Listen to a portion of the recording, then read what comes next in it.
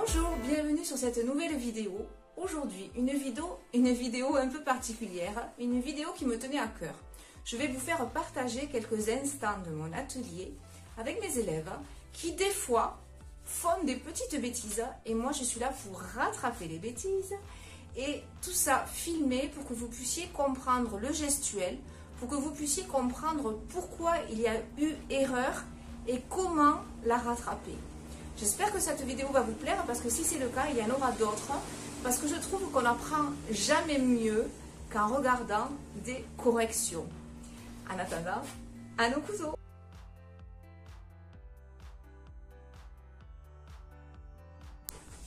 Alors, Joël, donc, pour faire ce plan, il était important qu'on voit un plan incliné. Ici, le bord de l'eau est incliné. Et ici, on n'a pas cette impression puisqu'on a quelque chose de droit. Donc, il faut bien veiller à travailler cet incliné. Donc, je vais peut-être un petit peu reprendre la couleur de fond. C'était un petit peu d'ocre jaune avec un petit peu de blanc et de vert olive. Et je vais retravailler avec mon couteau. Avec des petits mouvements courts comme ça. Là, tu as vu déjà, déjà visuellement, on voit ce plan incliné. Je vais l'éclaircir un peu.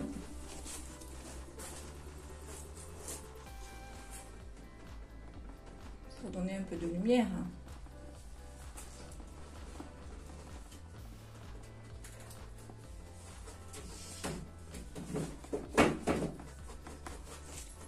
Ici, j'estompe, c'est sec, puisque le tableau a été réalisé au début, il y a 15 jours, donc ce n'est pas grave, hein. J'ai envie de dire presque au contraire, ici c'est tellement plus facile de venir estomper tout ce qui a un petit peu débordé. Alors si je ne veux pas qu'il y ait de reflets verts dans l'eau, je vais humidifier ma lingette avec un petit peu de white spirit. Après, si le vert dans l'eau ne me gêne pas, je le laisse comme ça. Je vais prendre un petit peu d'ombre brûlée.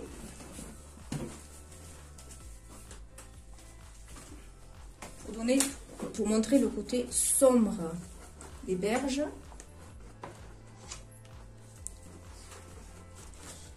Et je vais travailler avec mon couteau un petit peu plus foncé que ce qu'il y avait derrière. Des petits à-coups de vert.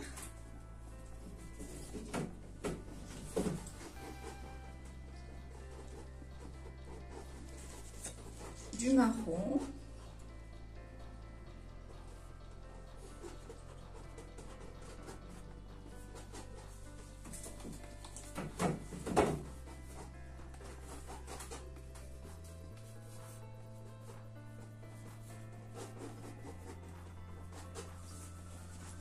pour commencer à bien différencier mes plans. Si je veux commencer également à apporter des reflets, je viens tout doucement frotter, tout doucement,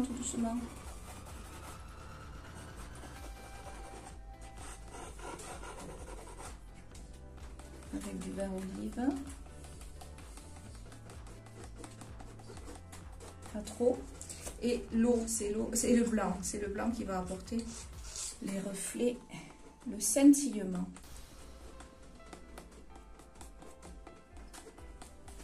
Donc déjà on a gagné en plan incliné, ce n'est pas fini, hein, tu le continueras, mais déjà on a gagné en plan incliné. Et ici donc je vais te remontrer la façon dont on fait ces cyprès. Je travaille sur un axe, je vais te faire le plus grand, tu feras les deux autres. Hop, je travaille sur un axe, toujours en vert olive. Et ensuite, délicatement, je viens étoffer de part et d'autre. D'abord tout petit. Et bien entendu en élargissant pour former un petit cône.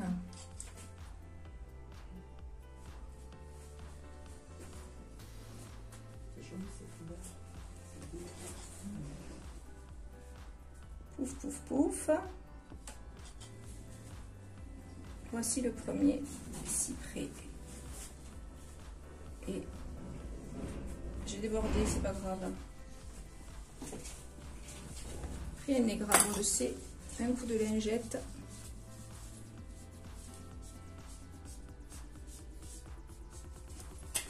Je laisse même un petit peu de verre dans l'eau.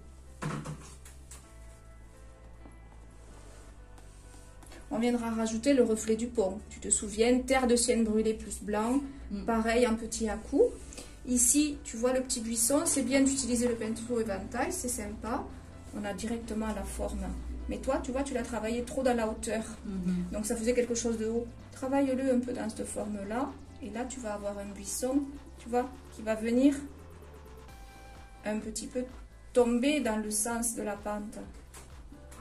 Et là, hop. Tu intègres bien le buisson. Après ça, je peux le laisser, c'est mignon. Hein. Et après, avec un petit crayon, tu vas venir, ou directement avec ton pinceau, tu vas venir composer le tronc de l'arbre. Ici. D'accord? Et l'arbre, c'est terre d'ombre brûlée. Tout simplement, avec un petit peu de noir. Hein. Donc, tu vas composer ce tronc ici. Là, tu vas me faire les deux petits autres cyprès qui manquent. D'accord? Pas plus grand que celui-là. Celui-là un petit peu plus haut, comme ça on a un décroché. Ombre brûlée. Et ensuite, avec le plastique, comme on aime tant le faire, du vert olive et un petit peu de vert jaunâtre après pour apporter de la lumière. Voilà, donc ta base ici, elle est bien terminée. Maintenant, pour donner plus un côté très théâtral à ton tableau, le mettre en scène, on va venir l'éclairer et à la fois le foncer, comme j'aime bien le faire, pour donner une impression hein, de rage qui arrive, un côté un peu menaçant. Donc là, j'ai foncé ce bleu. C'était du bleu d'outre-mer avec du gris de peigne et du blanc. Je suis venue le foncer avec un petit peu de noir. Et là, tu vois, n'hésite pas. Hein. Dans l'angle, ça peut être bien fort. Oui, d'accord. De l'autre côté, pareil. Alors, ou de l'autre côté, pareil, si je veux faire quelque chose de menaçant en couronne, comme ça, avec un puits de lumière au centre, ou que d'un côté. Que d'un côté, c'est peut-être un peu moins lourd. Donc, tu vois, je fais très foncé ici, sur le côté. Et je vais venir délicatement. Alors, nous, on y arrive très bien parce qu'on travaille à l'huile. Si vous travaillez à l'acrylique, des fois, le souci, c'est que, surtout avec ces chaleurs, quand votre fond, voilà, ça sèche. Quand votre fond est terminé, il est déjà sec et on ne peut pas revenir. Ici, avec la peinture à l'huile, c'est extraordinaire parce que sur 2 jours complets, voire 3 jours, on peut y revenir. On peut faire tout ce qu'on veut. Et là, pour le fondu, il n'y a rien de plus beau. Donc, tu vois, crac, crac, crac, crac, crac, crac, crac. Je suis venue apporter cette zone sombre et menaçante. Oui. Et maintenant, je vais venir lier et éclairer avec mon blanc. Tu vois? Donc, je vais le faire rentrer en contact comme ça. Très bien. Très bien. Hein? Clac, clac, clac, clac, clac, clac, clac, clac, clac. La couche de bleu est transparente, hein? On ne l'a pas complètement éliminée. Non. Mais on vient l'illuminer. Elle nous sert de base, elle nous sert de, voilà, de fond pour pouvoir jouer avec. Si tu avais envie de descendre un petit peu plus le foncé, tu peux. Oui. Et ensuite, tu sais, tu peux aussi venir faire à l'intérieur, Dans les nuages. dans les nuages, exactement. Tu peux venir soutenir ton nuage, Oui. ça lui donne de la force. Et là, ce que j'aimerais, Ouais. sur le modèle, tu les as, Oui, les angles un peu plus foncés. les angles un peu plus foncés. Un peu moins que celui-là, peut-être. Ouais. Donc tu vois, tu pars toujours foncé. Après, je peux essuyer. Et je viens le diffuser. Oui, oui. Je n'en remets pas d'autres. D'accord. Clac, clac, clac, clac, clac, clac, clac. Donc le couteau, il n'est pas à plat, hein, tu te rends bien compte. Hein. Ouais. Si j'étais à plat, ça collerait. Non, non. Ça colle, c'est pas le but. Ici, on est décollé. Le mouvement est tout doux, mais quand même assez appuyé. D'accord? Là, tu vas venir éclairer, ça c'était bien. Après, tu laveras un peu, tu as raté un petit peu le haut. On va le laver, il n'y a pas du tout de souci, c'est pas grave. Et ensuite, tu peux refaire du foncé. Et à l'intervalle régulier, le blanc qui va t'apporter tout cet éclat à ton ciel. Le graphisme, il est là, regarde, c'est génial. Le coup de couteau, vraiment, pour faire des ciels modernes, il n'y a pas plus chouette. Très bien. Je te remercie. Avec plaisir. Alors en fait là ça va pas parce que tu vois ton jaune est tout noirci par le noir qui est frais. Donc on me demande souvent comment arriver à mettre une couleur qui ne se salit pas avec la couleur fraîche de derrière. Donc je vais te montrer, c'est un peu tout dans le gestuel. Donc déjà je vais te montrer comment tu dois placer la couleur sur ton couteau. Donc tu vois là, j'étale bien la couleur et je la prends généreusement en ramenant vers moi. Tu vois, donc là j'ai un beau bourrelet de peinture. Et maintenant, ce qu'il est important de savoir, c'est que tu vas suivre ce mouvement en un seul geste. L'avant du couteau ne doit pas déborder du côté gauche et l'arrière ne doit pas déborder bien évidemment du côté droit. Donc je pose et en appuyant mais sans trop, c'est ça le truc, c'est sans trop, je viens faire ce gestuel pour glisser. S'il y a des petits débordements, hein, c'est un peu des fois on est obligé, surtout quand on rattrape. Parce qu'il commence à y avoir beaucoup de peinture. Je viens de chaque côté. Tu vois? Je ramène un peu la couleur là où elle devrait être au départ. Ici, j'ai un petit trait noir. Donc, ou ça ne me gêne pas, je le laisse. Ou ça me gêne et je le comble. Là, je fais marche arrière. Alors là, c'est un peu plus... Hop. Voilà, il ne faut vraiment pas appuyer. Je rectifie ma base. Et comme je te l'ai montré tout à l'heure, pour faire le reflet, je pose un trait noir, je m'échappe. Et je prends la même chose avec le jaune et je viens... Alors je vais faire avec le grand couteau, ce sera peut-être mieux parce que j'ai plus de longueur de lame. Je pose et j'effleure, et je m'échappe. J'équilibre par rapport à la hauteur du tableau, de la voile, pardon. Ici, on se rend compte que je peux aller plus loin, hein, ma voile, c'est la plus haute. Et ensuite, je n'aurai plus qu'à venir tailler, taillader, déporter ma couleur pour un effet de reflet. Là, j'ai quelque chose de très graphique, avec des couleurs très lumineuses. Je vais juste arrondir plus. Je peux m'aider en tournant mon tableau. Vous n'y pensez pas assez, mais je peux tout le temps tourner. Hop. J'évite d'y revenir trop, parce que même si je fais ces gestuels un peu trop, et bien mon noir il va ressortir. Donc vraiment, c'est vraiment ce que je veux absolument éviter.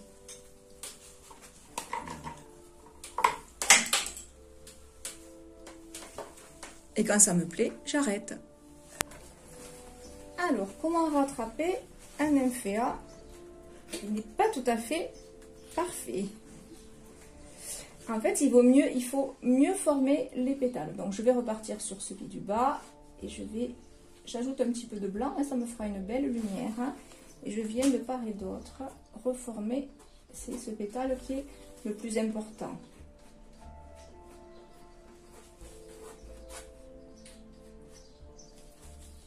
Ensuite, je reprends un petit peu de couleur, pas beaucoup parce qu'il y en a déjà sur la toile.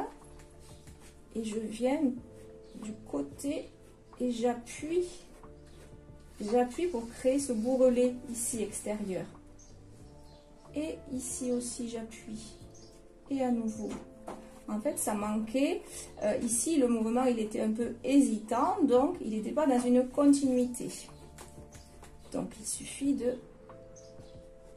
Voilà. J'appuie, mais je n'arrache pas là, ce qu'il y a dessous. Je reste tout doux. Ici, je ne reprends pas de couleur, puisque je pense qu'il y en a assez. Et ici, ah, pareil, j'utilise. Donc là, la forme, elle est mieux définie et les pétales sont plus décrochés les uns des autres. Le moustache, ici, moustache, il était pas mal, mais un petit peu plus bas, ce serait judicieux. Hop. Moustache à gauche et hop, moustache à droite. Il manque plus qu'à fermer la fleur. Donc là, je prends la couleur rose presque pure et j'appuie tout doucement pour ne pas écraser tout ce que j'ai mis derrière. Un petit mouvement de poignet. À nouveau.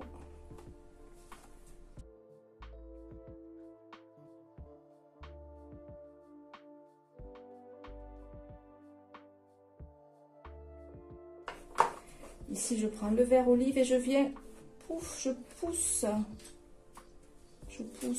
ici. Donc, j'ai vraiment l'impression que ma fleur, elle est posée sur cette feuille. J'équilibre un peu. Voilà.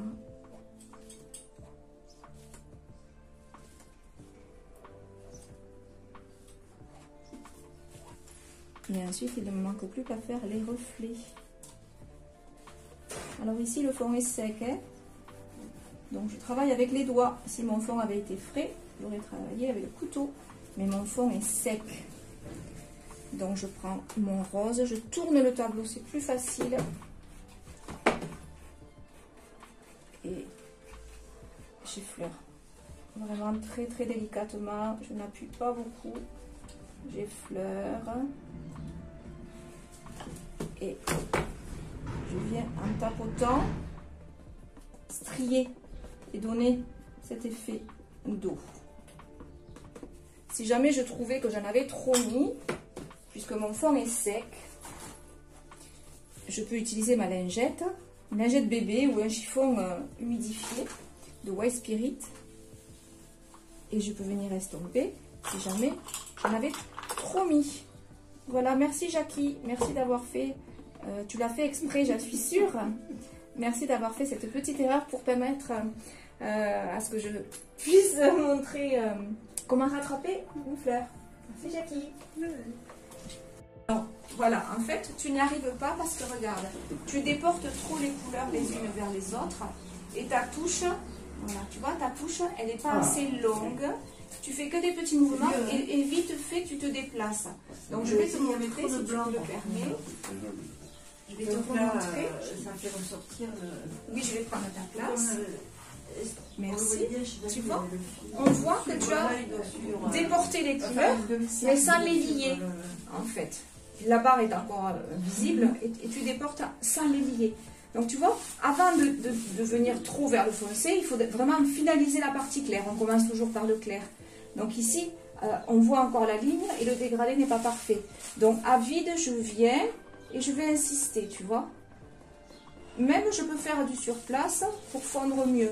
Plus mon couteau va rester stationnaire, plus les couleurs vont se lier entre elles. Et j'essuie très régulièrement. En fait, on voit que tu n'essuyais pas assez parce que les couleurs sont vraiment trop déportées. Donc là, j'enlève un petit peu. Tu vois, là, je peux déporter, mais je reste sur un mouvement assez limité quand même. Je ne vais pas venir déporter cette couleur blanche ici. Tu vois là, le blanc, il n'a pas raison d'être encore à ce niveau du tableau. Donc, je me mets bien sur la ligne à cheval. Et là, je n'ai pas besoin d'aller vite. Je fais ce mouvement. Donc, toujours en ramenant la couleur vers moi. Clac, clac, clac, clac. Et j'essuie vraiment très régulièrement. Je le fais sur à peu près 3 cm le mouvement. Et tu vois, c'est... Clac, clac, clac. Quand on a du mal à faire ce mouvement, on peut le faire à 3, 1, 2, 3. Tu vois, on peut le faire. Et après, quand tu as l'habitude, vraiment, ça doit être fluide. Après, les coups de couteau, c'est joli. Ça, tu peux le laisser. Tu vois la différence entre ces couteaux-là graphiques et ça c'est pas fondu. Là, on commence à être fondu. Et ça, c'est intéressant. Donc, je me mets maintenant sur cette ligne. En fait, tu fais les lignes les unes après les autres. Clac, clac, clac, clac, clac. Et là, tu peux commencer à déporter tes couleurs. Mais parce qu'on a vraiment quand même bien fondu. Clac, clac, clac. Je vais éliminer ce blanc-là qui n'avait pas lieu d'être. Clac, clac, clac. Alors, c'est un geste qui paraît facile. Il faut beaucoup s'entraîner. Moi, c'est un de mes gestes préférés. Il y est souvent dans mes vidéos. Voilà, plus vous allez le faire, plus ça va être, naturel. Au début, c'est vrai que, tu vois ça, non. En fait, tu as fait ça et tu es venu, tu vois, tu es venu prendre la couleur et la déporter. En fait, il faut, tu vois, lier d'abord la bande pour après, oui, déporter la couleur. Mais il faut déjà lier la bande. Clac, clac, clac. Tu as vu, j'essuie vraiment très régulièrement pour ne pas saturer. Là, j'ai un joli dégradé qui se crée. Tout flou. Et si je vois encore un peu les bandes, ce n'est pas grave. J'y reviens. Je repars. Et comme est sur le modèle, après le blanc va venir me lier tout ça. Et tu as vu la profondeur que tu gagnes. Donc ici, tu dois faire la même chose. D'abord fondre ta bande, ensuite pouvoir déporter et faire un petit peu de graphisme. D'accord?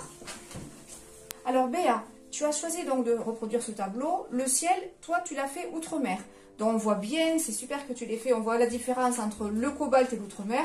L'outre-mer a des reflets un petit peu plus violines et le cobalt est plus neutre.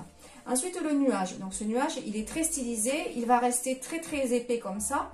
Tu vas essayer de le faire et de le reprendre, c'est un peu compliqué. Donc moi, ce que je te conseille, c'est de l'enlever carrément. Donc on ose, hein. On va garder la peinture sur le coin de la palette pour ne pas gaspiller, on s'en resservira. Et ensuite, on va le refaire. Ici, tu as voulu en faire un petit en hauteur, comme si je l'avais fait là.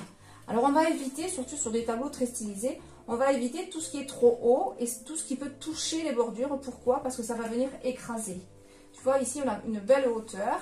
Donc ça donne de l'aération au tableau. Si tu viens positionner les nuages sur le côté, c'est pour ça que je fais mes nuages toujours au centre. Tu vois, si tu viens positionner ton nuage jusque là, ou un peu trop haut, eh bien ça tasse. Et on voit vraiment que c'est encadré. Donc, on l'enlève aussi. Hop. Je récupère. Je vais positionner ça en haut. Et donc, regarde, c'est pas difficile. Il suffit donc que tu, avec la peinture que tu as sur ton tableau, que tu viennes tout rebalayer. Ça fait des effets, c'est joli. Ensuite, la prise de la peinture sur le couteau est très importante. Donc, je vais te la montrer. Je vais basculer la caméra. Voilà. Donc, mon blanc, je l'étale. Ça, c'est la base. J'étale mon blanc et je viens faire un mouvement où je ramène la couleur vers moi. Je travaille de ce côté-là parce que je suis droitière. Si j'avais été gauchère, hop, je l'aurais ramené comme ça. Et je travaillerais avec mon côté gauche. Je suis droitière, donc j'ai ma charge à droite. Je veille bien à ce qu'il n'y ait rien qui déborde. Je pose et je vais commencer à avancer en laissant mon couteau à 45 degrés. Puis je vais venir l'incliner pour qu'il fasse son bourrelet et je vais venir le remonter. Tout ça avec un mouvement légèrement courbe. Je dis bien légèrement courbe. Parce que s'il est